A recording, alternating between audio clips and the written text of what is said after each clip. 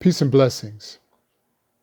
I've been in quite a few conversations post election 2020, specifically around the topic of the assertions of widespread voter fraud and people trying to make sense of what case individuals or parties, Republican parties, have in reference to making these assertions, which prompted me, the Spirit finally moved me and prompted me to do this post, which I call the Unpacking. So let's get right into it. Now, when if one is to do a thorough investigation after they make their assertions, it should be comprehensive, which means all things should be looked at, not just piece by piece or something just to prove your point or a point. It should be looked at comprehensively so that then when you have your conclusions, those who are reviewing your conclusions can see that all avenues were addressed, all things were looked at. Now, with that being said, let's go. I'll start with when we were coming in as a country, coming into the election cycle, which one could say a year from November 3rd, or even slightly before that, in terms of the national and the presidential election. During that time, if you recall, Mr. Trump appointed, made an appointment to the United States Postal Service. He made an appointment with one of his donors, and once this individual got in, he started changing and taking away, making changes to the postal system that will make the postal system less effective and less efficient. Removing assorters, uh, mailboxes as we got closer to the election, moving of drop boxes and stuff of that nature. Now, this is all under the umbrella of the pandemic, which we are still currently in. Now, with that being part of the backdrop and people wanting to vote because we were all inundated about this is the most important election in your life, regardless of who you were going to vote for, we were being inundated with the type of data and propaganda that you need to vote or you'll die. Okay. So you had various schools of thought. You had those who were going to come in and vote on the day, November 3rd, and then you were going to have those who were thinking in terms of the health and COVID-19 that they were going to take advantage of early voting, which either they could go to their local within their local districts, they can go to different locations and vote prior to November 3rd. And then there were going to be those who were going to take advantage of mail-in voting. Now, during that process, or during that time or the thought process as we were getting closer to the election, you've had Mr. Trump or those who within the federal government start to petition the courts in what were called swing states. So the one where I'm in, Pennsylvania, to and others, and we know the 6 states that Mr. Biden won. So the Republicans, Mr. Trump, petitioned, at least in Pennsylvania, petitioned government to say, look, on November 3rd, after November 3rd, the people voted on when they vote on November 3rd, there should be no counting of votes or ballots after the 3rd. And that was shot down in part because we were in a pandemic, one. Two, remember, I previously said that the Postmaster General, appointee of Mr. Trump, made changes to slow down, end up slowing down the processing of the mail. So the courts, at least in Pennsylvania, said, well, no, because of these things, pandemic, and the lack of efficiency of the postal service, we're going to grant 3 extra days. So any vote that was counted after November 3rd, the Republicans said they were illegal. Remind you, I still point back to Postmaster General. Let's move on. So we'll peel back one layer. Traditionally, I'm not even going to go there yet. I'm going to save that for later. So we have that aspect. So let's move on. Now we have the election. Mr. Biden ends up winning popular vote, and he wins the Electoral College vote. And now we have assertions of fraud, widespread voter fraud. Part of the assertions included the machines that were being used to count the ballots.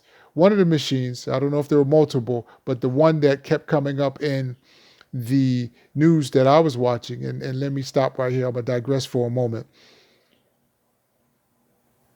In doing a comprehensive investigation, once you look at different sources, not just a source that speaks to your ideology, but multiple sources that have differing ideology, so then you can then do an analysis. So during this time, as well as talking to people who either support the assertions or do not, I also looked at CNN, MSNBC, BBC News, Fox News, and One American Network. So the sources I looked at cover the gamut from what is considered the most liberal to what's considered the most conservative. So let's continue. So, and not just one time, but for a few months watching them. So now we'll go back to the machines. So all of them at one point in time kept speaking on the Dominion machines, the machines created by Dominion Company. So in doing research on Dominion, because they were saying, look, how they can be compromised, how they can be hacked, how the various things can be done that can switch the votes or ballots to make the vote count for Mr. Biden versus Mr. Trump. So in doing my research on the Dominion machines, I said, look, okay, they want to reverse and throw out the votes in these 6 states that went blue. And specifically, the targets were the urban centers. So in Pennsylvania, it was Philadelphia. In Michigan, it was Detroit. In Georgia, it was Atlanta. You get the picture. So, like I said, we look comprehensively if you're going to do a comprehensive and thorough investigation. So if the assertions are correct and there's widespread voter fraud, if you're going to look at, which they're doing, and they continue to do, and they filed the lawsuits which were subsequently thrown out. If you're going to look at Philadelphia, for example, where they're mostly black and brown people, and you're saying there's widespread voter fraud because they should have went to Trump, but they went to Mr. Biden, then the next question would be, in Pennsylvania, what about those districts that overwhelmingly went for Mr. Trump? Could there not have been widespread voter fraud there, and could not have Mr. Biden have won those districts? Let's go back to the Dominion machines. Further researching them, I found out that the Dominion machines were used in 24 states in 2020, in this 2020 election cycle. So what's being shown in the news are the 6 states that went blue, but they're not talking about the 4 states that went red that used the Dominion machines. So if there were widespread voter fraud and they could be hacked and and ballots could be made to that originally shown one candidate, but yet it could be flipped or hacked to show another candidate, should we not also be looking to see if there were ballots that were flipped from Mr. Biden to Mr. Trump, if we're going to be comprehensive? But that's not what's being put out in the assertions. The assertions are being said there need to be a change from the blue to the red, or Mr. Biden to Mr. Trump. Confusing? Yes, because it's like who's on first. But again, this is Dominion Machines, and we're talking about widespread voter fraud. That's the assertion.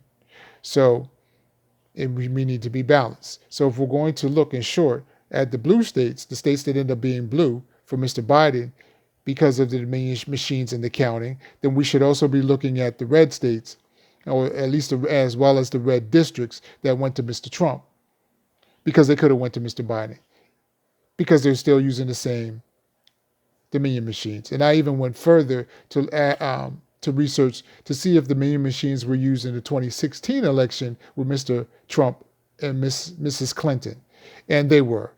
And according to my research, 70 million people use the Dominion Machines. So if we're going to then say that there's widespread voter fraud in this election, we can also make an assertion that in 2016,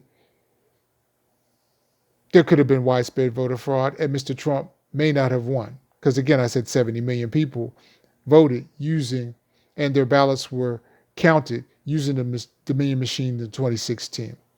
So with me saying all these things, what does this mean? What is my point in bringing all of this up and pulling back what I call pulling back on the unpacking and pulling back layers? What is it that I'm actually looking at? So if what I'm saying is right and exact, and it is, because we're talking about being comprehensive. You look at everything, every ballot that a Dominion Machine touched.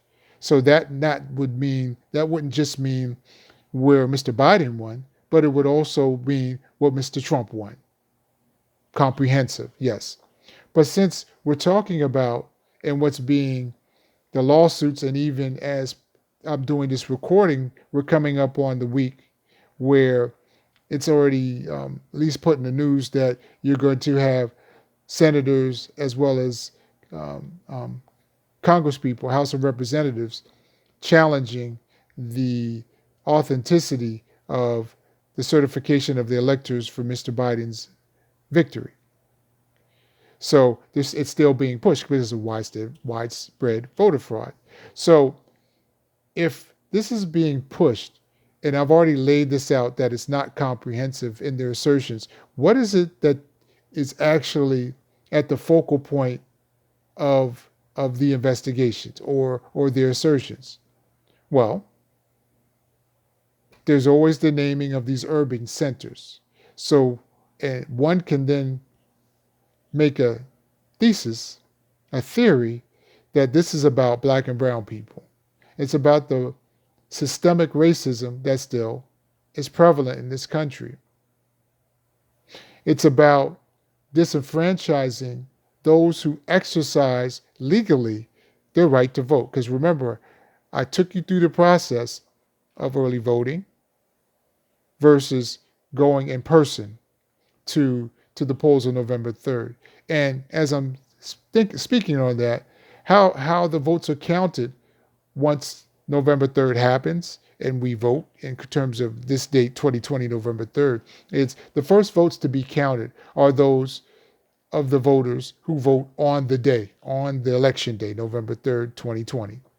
The next votes that are to be counted are then the mail-in votes. That's just how it works. So CNN was the only one that I've seen that made a point to explain the process. They called it beware of the red wave, meaning that those who voted for Mr. Trump primarily are those who support his ideology. So he did outside rallies. He downplayed COVID-19. So CNN postulated that the bulk of the November 3rd votes that will be counted first will go for Mr. Trump. But beware of the red mirage. So it will look like he's winning because those are the first votes to be counted. Mr. Biden, on the other hand, he did not have rallies. When you saw him, he wore a mask. He spoke about being smart, giving respect to the virus, and be careful. So those who primarily would vote for him followed his lead, like those who followed Mr. Trump's lead, and they voted early voting. So when you saw that, so Mr. Trump had the early leads in, quote, the swing states, and then you saw that mirage, the red wave rather, with the mirage being overtaken and surpassed, and Mr. Biden ended up winning those swing states. And to help to substantiate that is that in this country, there are more registered Democrats than there are Republicans. So generally speaking, anytime there's a large voter turnout, which we saw in this election, that overwhelmingly, I don't know if it broke a record, but overwhelmingly it was the highest turnout, as you can see, in terms of Mr. Biden getting a record number of votes, as well as Mr. Trump getting more votes than he received in 2016. But to my point, whenever there's a large voter turnout, the Democrats generally win because there's more registered Democrats than there are Republicans. So put that in the mix too, as we're talking about the assertions of widespread voter fraud. Now, finishing up, we're going back to, I want to finish up by continuing to add on what I was saying in terms of systemic racism. And black and brown people, primarily black people, African Americans being at the focal point of this assertion. The fact that black people came out and voted in record numbers does not sit well with those who are making the assertions of widespread voter fraud. Because, again, when I say generally speaking, when people vote, when we have a large voter turnout, Democrats win. One strategy that the Republicans have, and it's very effective, is to dissuade and make people disgruntled, like this whole thing is garbage. There's no good candidate, so people don't come out and vote. So when there's low voter turnout, generally speaking, Republicans win. So that didn't happen this time. And then that became a problem. And the target of the problem are the African Americans because, again, you don't have to believe me, but all you have to do is take a cursory look at what's being reported and where the assertions and the lawsuits are being filed and the different districts that the Republicans want to have tossed out. Philadelphia, Atlanta, and not just Atlanta, but the county, Fulton County, where black and brown people primarily live. Detroit, Lansing, Arizona. I don't know the counties there, but I'm thinking Phoenix, or the counties that where you would have black and brown people. Can't make this up. So what are the solutions, Greg? Here are the solutions. You've heard me in previous posts talk about the importance of voting. This would be an example to support voting. Because as we go into this week, if it plays out based upon what the analysis that are being given by CNN and MSNBC, as well as the BBC, and even Fox has said this, that as what used to be ceremonial, and I won't just smash on the Republicans, because in 2016 the Democrats also objected. There were Democrats who objected to Mr. Trump's electoral win, but they just didn't have the signatures to even go into from both Senate as well as a senator as well as a member of the House to even get to the point of the debating. So how the process goes, once there's an objection to electoral vote, then there must be a signature from a senator as well as a House member. Then both bodies go into from joint to separate sessions, and they debate for no longer than 2 hours. After that, then they must vote. And then both, if it's to my understanding, and anyone can correct me, both the Senate and the House must vote, majority vote to overturn in order for this process to happen. Well, since the Democrats are the majority in the House of Representatives, they're not going to just vote. They're going to vote in the majority to dismiss this thing. So going back to what I said, the importance of voting, because if you didn't vote, those who follow and support Democrats or support Mr. Biden, if you didn't vote and the majority was with the Republicans, regardless of what took place in this election, because Mr. Trump did not concede. And since he did not concede, they can move forward with this. So if the Republicans held the House as well as the Senate, and we were here, then one can make a pretty strong a thesis that they would vote to overturn the will of the people, and Mr. Trump would have stayed in office. So when we come, again, this is part of the solution. So when you have 2022 that will be coming up, and there'll be what is called the midterm elections, think about what I just went over and make sure you go out and vote to support who you want to support. So that then if something happens down the line, you won't be sitting there with the screw face saying, what happened, when you didn't take a part in the process. All right. It's all good. We keep it moving. I pray that each of you stay safe, stay healthy, get rest, laugh, get some exercise, get some rest, get some sleep, and I know we say make the year 2021 better, but make the day that you're in best.